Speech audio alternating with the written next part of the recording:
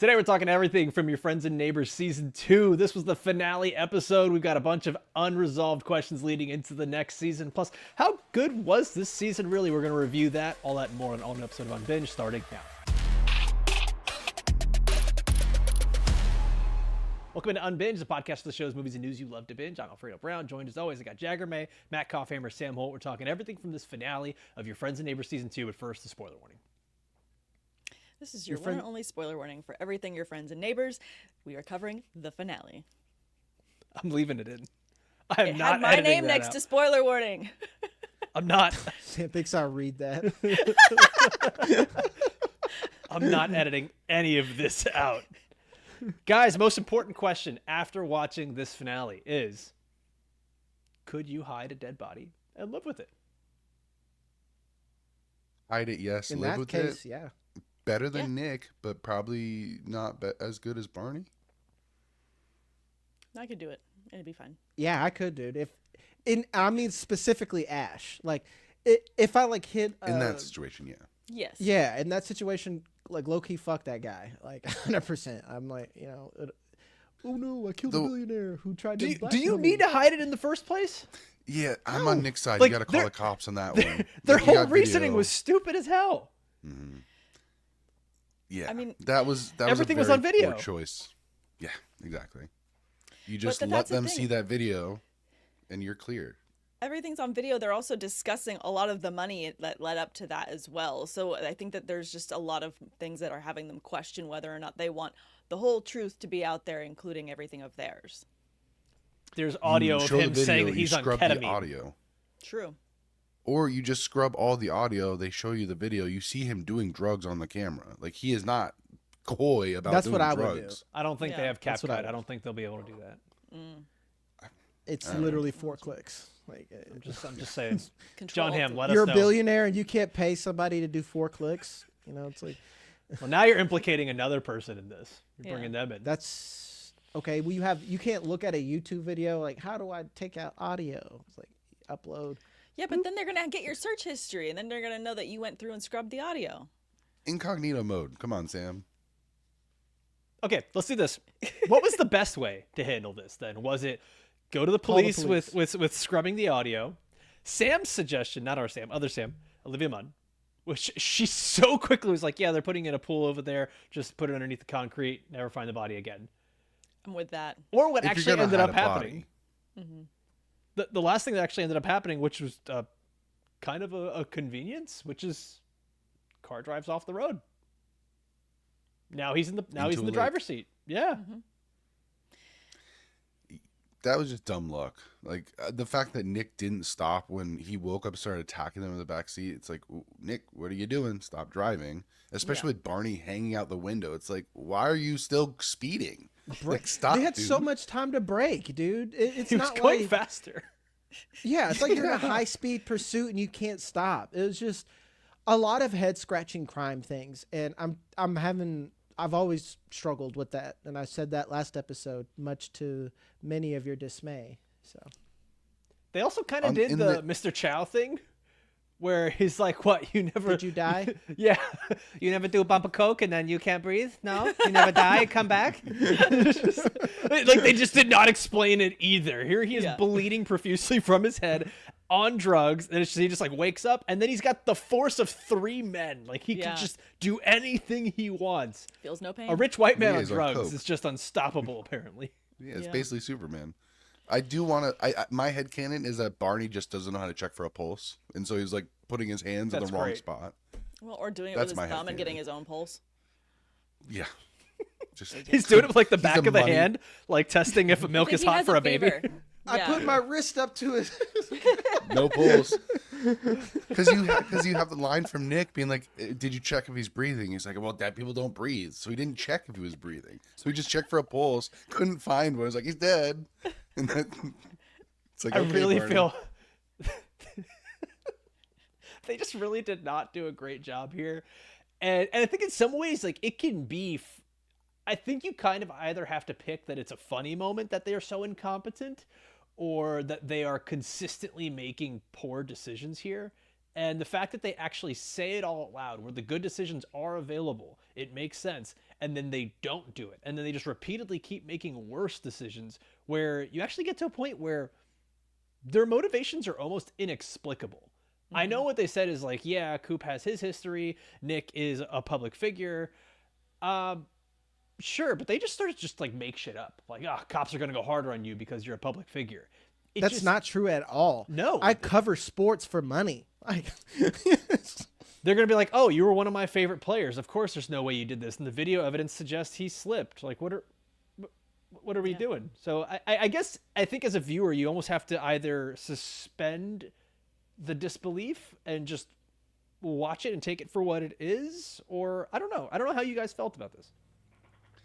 It did feel it felt thin, but at the same time you have to remember these characters are representing a section of society that are insulated from our everyday lives. So when it comes to problems like this, they don't think the same way we do. They think because they have money, they're going to have more issues, so they're going to try to sweep shit under the rug. So on one hand, like it's very thin storytelling. I disagree. But on the other hand, fair enough. You can absolutely disagree. I'm just thinking there's no show if there's no controversy, right? So there has to be some thin shit. Otherwise, it's like, oh, we called the cops. End of the season, I guess. Well, let's hear it. What's the disagreement? I think that most people with money tend to think that they can fix their problems with money, or no matter what success you've had, and I've been around success, I worked for successful people, and a lot of times their downfall is that they have in some ways a God complex. And that's where I think the suspend disbelief thing, I can suspend disbelief, or where, yeah, I can believe that he randomly became an angel and then wanted to fight God, or Spider Noir. I could suspend disbelief, but I can't suspend logic. And that's where I'm at with here, where I don't know what this show is trying to be. And I feel like they set rules and they break them. And I don't mean literal rules where, Coop is only going to be doing this particular crime, but I mean they have their own societal rules of how they work, and we're all rich and powerful and no one can touch us. But then season 2, everyone is like the most touchable person ever. That's just my issue with it. And I know a lot of people don't like that, but to be fair to this show, Sam's entire little monologue there validated me on everything I said last episode and right now. These people fucking suck and they make bad decisions and they're being punished for them. Just need to say it. Yeah. Show addressed it. I also think like you can't in the same episode have Coop looking around the community and be like, wow, after 2 days, no one gives a shit anymore. But then also within the same episode show that like, oh, Sam has had this horrible life afterwards. And then now they are also like worried that they're not going to be able to get out of this. Like I lean way more in Jag's camp, where people that tend to have money like that kind of money, not just like, oh, you're well off, like fuck you money, tend to be way more like Ash, where they literally have the fuck you mentality of like, well, I didn't do anything wrong, so nothing bad's going to happen to me, right? That's the camp. Sam, we haven't heard from you. Your thoughts on this? I mean, men being dumb and there we go. Logic. Yes. So I mean, I just at the same time, men. Like, I mean, I just feel like watching them go through their train of thought. I'm like, I can see how you got there, and that's logical to you, but it just doesn't make sense to everybody else. They're in their own insular world of like, what can they get away with, and what is going to come back on them, because their egos are saying like, obviously this is going to be a big deal because it's all about me in this moment. The three of them have all about me moments as they're having this debate and this argument until they all come back together. So they're only thinking about themselves. So it's just this reverse selfishness of just like, how is this going to affect me and nothing else? They're not going to think about the group and like how it can be perceived from a different perspective, because they can only look at the situation through their own lens because they're so egotistical. What stood out to me was when Sam immediately says, I'm going to be a suspect. This is going to ruin everything for me. To the point where it's like, if she actually moves away now, she's even more suspicious. And this is just going to keep following her. Yeah. I mean, Coffee, you shake your head no. She can have my boyfriend disappeared and now I don't know what to do. So I'm going to leave the place where my ex-husband killed himself and my boyfriend disappeared, and the community kind of hates this is the whitest you've ever been. That's fine. It's actually pretty like logical though. Like I could see that. Yeah, to me that's less suspicious quick. and more like, okay, maybe. But again, It's quick, especially when it's like it's not confirmed that he's like dead or anything. She has the history of the ex-husband. She went to prison. They've been seen having a public spat. Like there's a lot here that would She's very right though. which in is why clocking. She is. Her and Coop seem to have the most motivation to hide this body. Nick and Barney really don't. Other than Barney's freaked out about his potential earnings next year. So That's why I think from she shouldn't Coop hide and the Sam's body, though. perspective, should or should not. She shouldn't. Like hiding the body leaves everything open. She immediately tells them. She tells them call the cops, and they're like, "No, Yeah. it's too late. Here's the story." So once you're in that, like, she's like, "Okay, I'm not gonna force you guys to do anything. Like, if you're gonna do this, do it the right way." Her idea was actually pretty sound. The likelihood of him being found underneath the pool, very, very low. So her idea was great. Their execution, very, very poor. And I think that what I was trying to say is it's indicative of that mindset of like I have fuck you money. I can just sweep this under the rug. Nobody's going to worry about it eventually. But the execution is so poor that it's going to blow up in their faces eventually. Just like a certain real life multinational pedophile ring. Oh, good. We're going to talk about that. Actually, we're not. Mm-hmm. I'm just going to tell people to like and subscribe. How about that? Let's do that really quick, and then we'll come back to fun conversations like that. So yeah, if you're watching right now, take a sec to like this video. Hype it up if you're on YouTube. Those are big for us. Comment below with your thoughts. What are you doing with the dead body? Implicate yourself. The feds are watching. Hi, FBI agent. What's up? What have you done lately? Also, we got a bunch of great shows that are going to be coming up here on Unbinged. This is obviously the finale of Your Friends and Neighbors, but I was totally wrong. Last episode of Widow's Bay. We've got 2 more episodes of Widow's Bay coming up. We got Cape Fear coming out, which has gotten incredible reviews over on Apple TV. We got House of the Dragon coming out in a few weeks as well. So a bunch of reasons for you guys to be joining us here on Unbinged. All right, boys and girls. We end up seeing here that Nick cracks. Like, I want to say like almost immediately, right? Yeah.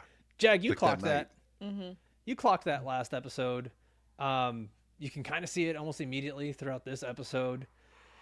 The relationship seems to be frayed at this point. Like it's done. I can't imagine them remaining friends, and this is just going to kind of hang and loom over them, as are a lot of things going into this next season.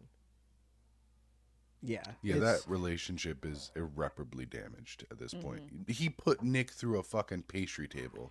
You'd think fucking your wife would actually damage the relationship, but no, friend. It's getting rid of hiding the the body. body together. I don't How know. about do it? Rich people have weird problems. My thing is like, what is Nick going to now? Nick is being stupid. Like, what is he going to do now to get himself out? And maybe he could cut a deal with the cops. It's like, we did this. He killed himself, but you helped hide a body, man, and you technically murdered. Actually, we're not even talking about this. They technically killed a guy now. Yes. Yeah, They it's didn't manslaughter kill now. him. Yeah. Yeah, they didn't kill him before. Now that they drove that off, now they have killed him. Yeah. 'cause What? he See, when woke they up drove with his off, Hold up, at though. that point, it's like just call the cops and be like, we got into a car. We were taking him to the hospital Yeah. because he did drugs. We avoided a deer. We crashed. We came up. He didn't send a rescue team, and then Yeah, but boom, you his- are cleared. The crack in the back of his head wouldn't make sense for an oncoming collision. And If he's that's- in the that's- back seat, that's good. I mean, True crime that's- 101. That's going to be another thing. Like, there's going to be enough evidence here that shows that it wasn't him dying in the car accident. Yeah. The other thing too is like, if they called the cops, he wasn't dead. Like how interesting. They sat on the bank long enough to know like he didn't come up, so he's No. dead at I'm that not point. talking about that. I'm not talking about him in the lake. I'm Back talking when about he was still back in at the the house. house. Had they called the cops and been like, "Oh man, it was a crazy accident. He slipped and fell and died." Cops and EMT and all that show up, and then he ends up coming to like he did. Yeah. Without them knowing, I think that's almost kind of like a cool horror villain, Michael Myers-esque, like, oh fuck, they didn't know about that heading into next season. I think that's an interesting way that they could have done that too. Like, everything felt very convenient while being inconvenient at the same time in this episode, if that makes sense. That does make sense. Yeah, because it led to the point where Coop was like, I can return this money scot-free. And it's like, I don't know if that's how that works. Yeah, it felt like plot convenience so that you could make further plot inconvenience to set up season 3. Like, this didn't feel like it was actually finishing season 2. It felt like it was doing more to just set up season 3. I think that's my issue with this episode too. We didn't have enough, I think, resolution across the board, or things that ended in a way that made sense, because they're just trying to stretch it for season 3. Koff, I know you It's are definitely bumpy. you're dying to say this. You got it right. Cricket. The men that kidnapped Coop were Cricket's men. Honestly, it kind of pisses me off more. Like, it just feels so out of left field, but I don't care that you're right. It just feels, I don't know. No, I know. I rewatched that scene and they do have an accent, so that was the clue. Accents. The kidnappers had the either British or South African accent. Koff, good listener. Good listener. What is Cricket's motives? I guess I'm confused. That's I'm confused. She's the majority stockholder, I guess would be the term, in Excelsior. So anytime there's a large sum of money going in, that can then you pull it out, that can make the fund itself like ricochet, cost her money. So she, like they said, don't fucking touch the money. We saw you go talk to Liv Cross. Don't do that. Don't fucking rock the boat. That was the message. Mm-hmm. She is rich enough to where she's like, don't fuck with my money, or I'm gonna put you in a van. And Essentially, Jack kidnap said you. the same thing, right? And so this is just a much more fervent way of like, don't, like, if there is a problem, don't rock the boat. It's a bigger problem if you do. Yep. Yeah, this goes back to Coop, man. I don't even think Coop redeemed himself at the end of this. And Sam said it. They're all doing bad stuff. Like, Coop is sorry, guys. Sorry, men, that I upset. Coop is a bad fucking friend and a bad person right now. It is. Everyone has said it. Elena has said it. Sam has said it. We have said it. First time someone calls you a horse, you call him a jerk. Second time someone calls you a horse, you punch him in the nose. Third time someone calls you a horse, it's time to shop for a saddle. And I think it's time for Coop to shop for a saddle. And, embrace the strange, as his sister said, because he needs to either be a gangster or not. That's Coop's problem. Be a gangster or not. Are you going to be doing crimes or are you not? Because you pussing out when things get real is a bigger problem than just following through. Yeah. I keep coming back to that just being the part of it. Like, that is the soul of the show. Is that he thinks he can have his foot in both camps. Yes. Men that just want everything, yeah, it sucks. They want their cake and they want to eat it too. I don't know. I don't know what to tell you. It just feels so unreal. It's like, it's so real. Like, it's real, and that's why it's upsetting and annoying, and why am I watching? It's real, and it's fantastic. It's John Hamm in a suit. We're just all happy. Like, cool. We already saw Mad Men. Sam, how you doing? You okay? No. All right. So outside of Coop, Barney was the other guy that was really affected by this, and we actually see everything kind of come to fruition here with he and Grace, where Grace knows he's lying. And like, that's another thing too, is it wasn't just Grace that knew Barney was lying. Mel knows that Coop is lying. Everyone around these men know that they're lying. When you're in relationships like this and people know you, they know your behaviors, they know all your mannerisms, they know who you are, they know when you're lying. So this is something that I'm curious to see where this continues to go, because Coop had that line earlier in the season: one man can keep a secret if two, or three men can keep a secret if two of them are dead. And Ben now Franklin. we've got, yeah, sure, Michael Scott. We got three guys with secrets now, and basically everyone knows they're all lying about different things. So like, who's going to be the one to crack, or who's going to be the two to crack going into next year or next season? But well, Nick's going to crack further. For sure. Barney is a borderline liability, but Coop can't abandon him because he's the reason why he's a liability. I just think Barney is in too deep, and Barney is trying to be Coop, if that makes sense. Barney's trying to be too gangster. Now, Barney's like, fuck it, we'll hide a body, we'll do whatever, we'll lie to our wives, whatever. And I just don't think he's built for that. He's just not built for it, even though he really wants to be. Coop, I can't say that he's built for it, but he's capable. and he just won't go all the way with it. And because of that, and I guess you said it's the soul of the show, he's dragged Barney too far to where, if anything, Coop needs to work to get Barney out of this. And Coop needs to be a good friend to slap his homie around and say, hey, go back to your wife. And Coop doesn't have the backstop that Barney has. He doesn't have a rich father-in-law to fix things if he loses his job, and he needs to explain that to him. I was just going to say, I think that there's a lot of back and forth between these men making these terrible decisions. And I mean, you've got Barney and his wife is like, I can see that you, like, first of all, Elena calls it, Barney can't lie. She says it like, you're the worst liar. So who's going to know that Barney's a worse liar? His wife, because she lives with him all the time. She's like, and she calls it out. 3. That's how many times you've lied to me. And she's done. She's someone that has this moment where it says, I can tell you're lying to me. I'm not okay with it. You're going to have consequences. Mel recognizes when Coop's lying. She allows him to continue lying and doesn't hold him accountable. And it's also partially her fault for not holding him accountable for these things. So you've got someone that's okay with the lie and it's one thing that she said in the bowling alley, you know, I would trade all the money, I'd trade all this stuff just to have the family. That's not true. She would not trade all those things. If that were true, she wouldn't let Coop get away with lying to her from the from the beginning. It goes back What's to the rich person ironic thing. about you this? can say this stuff, but you don't actually have to take action on it. You could just say it and kind of virtue signal that you would do sorry. it. Mm-hmm. What's ironic about this episode is we have the conversation between Gordy, that's his fucking name, Gordy and Coop at the Father's Day Club. He's like, hey, I need advice. I'm having an affair. And you know, Coop reveals he knows who it is.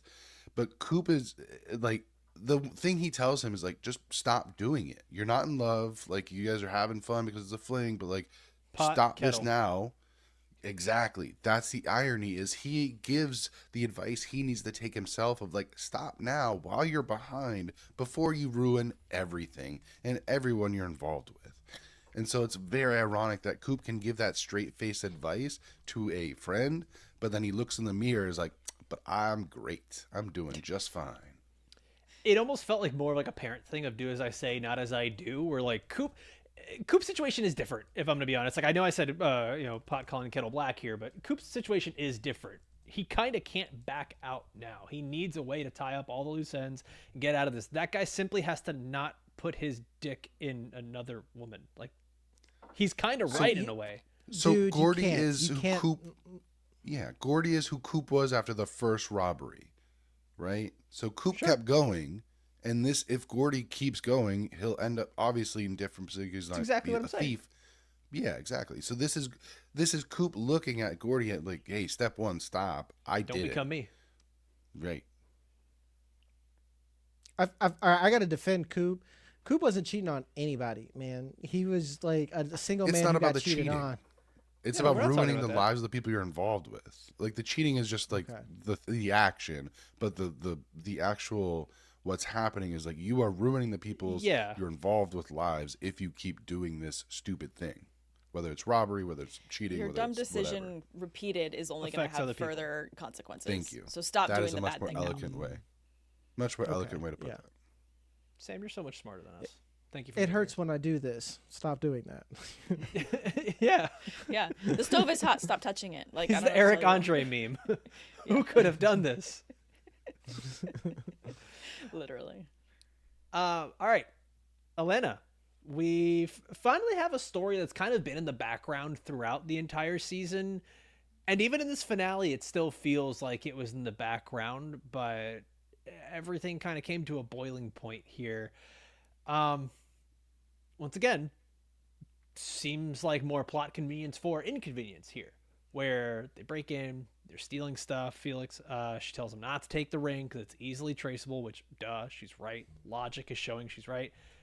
And then he just punches her in the face, which please do not take this the wrong way. As I say this, I am not ever advocating for violence against women. He made a really good point to her. This looks way more believable now. He might even give you a raise. which once again becomes more plot convenience for later inconvenience, because I got a feeling Nick's gonna find out that Elena set this whole thing up. I think Nick is, he already in some ways was an antagonist in season 1, even though it's not quite literally, but I think Nick is going to become a justifiable antagonist because he's got a housekeeper that is robbing him, his friends are fucking him over through his business. So it's going to be an entire thing, and I'm on Nick's side. I don't know, man. Yeah. It's like, how could you be against him? Yeah, he This fucked is- your wife, but like, Yeah, this is him being an antagonist only as an adversary against Coop, not Coop, and yeah. not as a like he's not an actual villain. Right? Yes. Yeah. that's why I want to say antagonist, not villain. Right. You know, he's Yeah. just Right. like And I just a want to rival. clarify for Yes. the audience, we don't mean villain. We mean just an opposing force to Coop, who's the Yes. main character. Sam, can you talk about the Elena thing a little bit, because it's a murky situation. I mean, I think that it just makes sense that she's the one that's having to deal with the biggest level of consequences in this episode. That she keeps telling them, I need money to get through this. And they keep half-heartedly, half-shrugging like, well, we can't do anything about it. Okay, well, she's the one that's going to have real consequences if she doesn't get it. And so she has to find her own solution. She does. And of course, she's going to have even more consequences after. So no, Felix isn't just going to rob Nick for the amount that, you know, she owes him. He's going to take more, and he's going to be terrible about it. And he's going to, you know, steal the ring, steal all the stuff he shouldn't be stealing. And it's going to put a big target on their back if they were to want to continue taking and stealing it going into next season. I don't actually see how it's realistic that Elena and Coop continue this charade going into next season, because that trust is immediately broken, where she's supposed to be the one that goes and, like, you know, checks out the houses first and makes sure everything's good, and then Coop just goes in. Well, what's Coop gonna do if Elena's like, you fucked me over too much, there is not a chance in hell I'm working with you again, I'm doing something else, like, I got myself into so much trouble and my family into so much trouble, there's no chance I give you any more trust going forward. We're done. You go, and if you want to continue living this life, you'd have to do it by yourself. And that's going to be an even bigger problem from him, because he doesn't realize just how important it is to have Elena on his side and to have been there for her when she desperately needed it. Like she said, fucking white people. Fucking white people. Oh, don't say that. It's okay. He's white. Well, No, I'm just saying. Someone called me. He's like, you don't understand violent or racism against white people. I'm like, buddy, That's not a thing. Shut up. I was like- Whoever said that, shut up. these people, these billionaires, buddy, come on. This is why I felt so validated. I was trying not to blow up the group chat. I'm like, Sam saying exactly what I said. You guys all suck. Then Elena saying what I said. It's like, oh wow, you've been incredibly selfish, and you guys are all like rich billionaire white folks who don't have to worry about things, with the exception of Barney, who also has billionaire people, but he does have his own set of problems. So I was right, and the show validated it, and it's written intentionally, and I will give the show props for that. So fuck you, guy. Oh, and by the way, of course I don't understand high-level finance. I work in a fucking podcast. Do you understand high-level look at him. He doesn't even have podcasting? I sleeves, do. you asshole.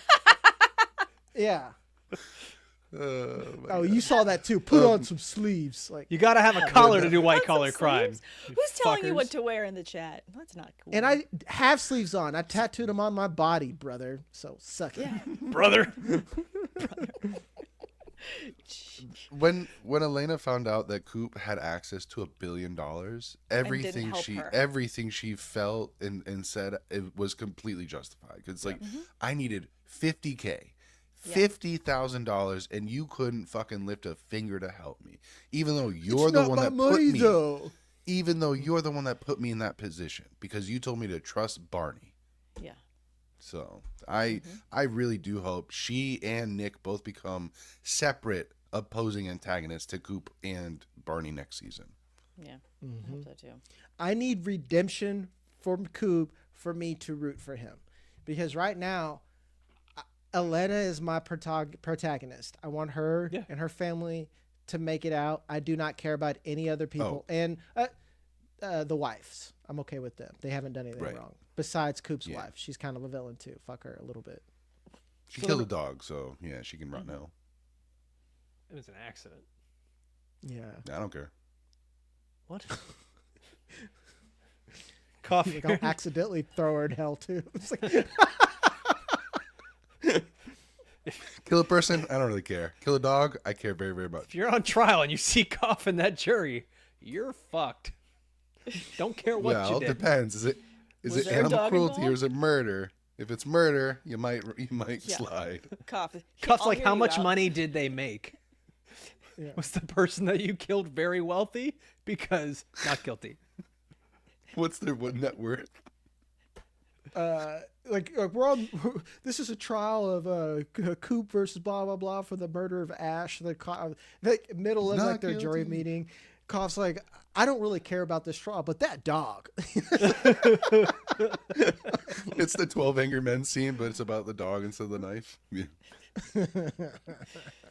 Oh, guys, we're talking about all these different characters, different storylines, and this makes me ask, what is the draw going into season 3 that makes us care about this and want to come back? Because we have a lot of highly unlikable characters, a lot of logic that we keep saying is flawed. What's the draw that makes you come back for a 3rd season then? Luke DeMille. I want to see more of him. Elena, The attorney. Ash's attorney. Amanda Peet, Olivia Munn. That too. Michelle Monaghan's. Everything is coming out right here. Cough's like, I'm most interested in the 14th character. Jag's like, I'm interested in the hot women. Sam, this is your time to shine. The only thing that'll bring me any excitement going into the 3rd season is if this is the reckoning for Coop, because we've lined up and continued to stretch so many of these storylines, I think with very clear intention to bring you into season 3, where Coop's going to have to deal with a lot of the consequences of his mistakes. I mean, he had this lovely little speech he gave to his daughter of like, you're allowed to make mistakes at this age, you know, change your mind, do all those things. You're set in your ways as an adult. Yeah, he's kind of made his bed and he needs to lie in it. And so that's kind of what would bring my draw going into the 3rd season, is if we're finally seeing, you know, Cricket comes back, you know, there's like a bunch of these things come back where people are actually going to be holding him accountable and he has to say what he's going to do. And the one thing that I think is actually leading me to believe that's going to be the case is the ending with Mel and she starts writing the book. That's my thought of like, she's going to get her opinions and feelings about the lies that she's already witnessed. And it's going to begin to uncover the ones that she's not even aware of. She knows there's lies, but she doesn't know the depth of those lies. You think we're looking at Detective Mel? Detective. I mean, true crime is what sells, according to her editor. So I think that that's going to be another big section of season 3. That would make me hate Mel so much. Like, cool, now you're a problem because you want to profit off other people's problems. And I this is why I don't like nonfiction writers. You know, just like, stay out of my shit and either make up a fucking story that people want to read or fuck off. That's kind of where I'm at with it. I don't want her digging around. And I would feel okay if it was more than This Is Real Niche, like Invincible. Debbie is investigating her husband who might be a fucking murderer and she wants to know. That type of situation where she's looking at Coop wanting to find a problem, but her just wanted to be Sex in the City, Carrie Bradshaw. She's like, you know, and writing a story to make money because she got fired. I don't care. I don't root for that kind of person. And I want to like Mel again because all they have done is just make her incredibly hateable. Honestly, they're going to make her since too much season like one. Coop, willing to do and hurt whoever she can around her to be profitable. Yes. And to value herself again. In season 1, it made sense. She was a problem for Coop. So like her being the way she was, that was like divorce. I'm antagonist, but they made us like her and made her a product like on the protag side, but they're just not doing a very good job. I just like, okay, I do like that they addressed that she doesn't have her shit figured out, because again, all the things that I complain about, they at least address. I just need them to stop breaking the fourth wall with writing and bring me solutions. I think I'm saying what Sam says. I need reckonings. I need personal growth, consequences. not just moving a plot. Yeah, no, I want to see consequences for everyone. They keep kicking the can down the road, and eventually we have to get to the end of the road.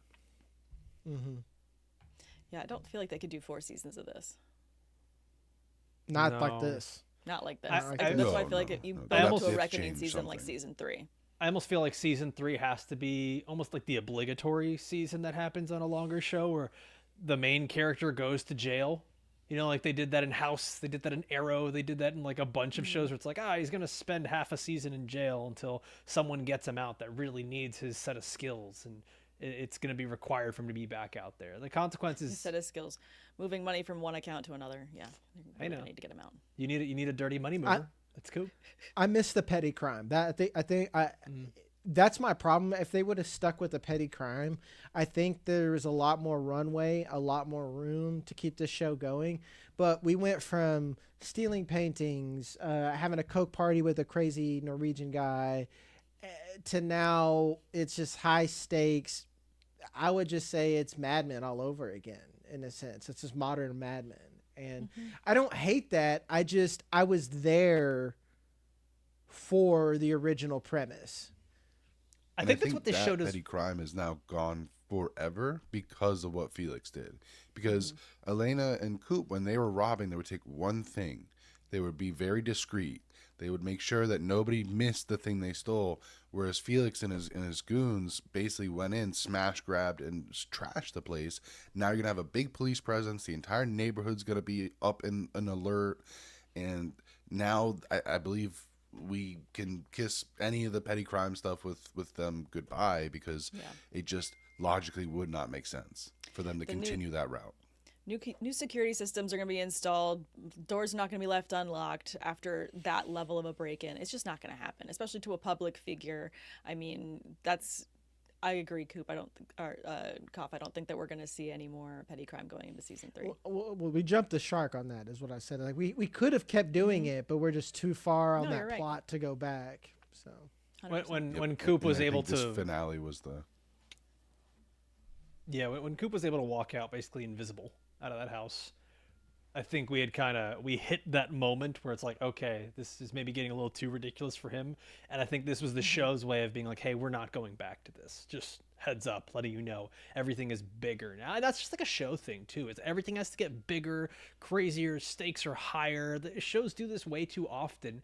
And what I've noticed with this show is that they are really good at opening. They're like I don't even like baseball, but they're like a team that has a really good starting pitcher, and then their bullpen just kind of fucking sucks. Like they'll give you the first 4 or 5 innings of just flawless pitching, and that's it. It just everything kind of goes to shit after that. Because both season 1 and season 2, great openers, really intriguing characters and storylines, and then as they went on, you're kind of like, they can't really close.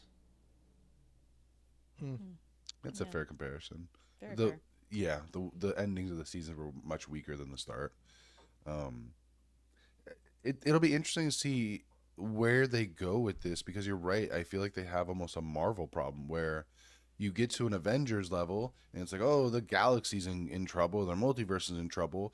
Well, let's go back and focus on this one character. How do we make it intriguing for an audience without making it a universal problem again? So how do you make us care about these minor characters without it being, oh, it's a global conspiracy that Coop has to launder money for billionaires? Oh, they're gonna Fast and the Furious this. It's gonna go just from street We're going to racing space. to, we're gonna be having international crime from Coop. It's gonna get crazy.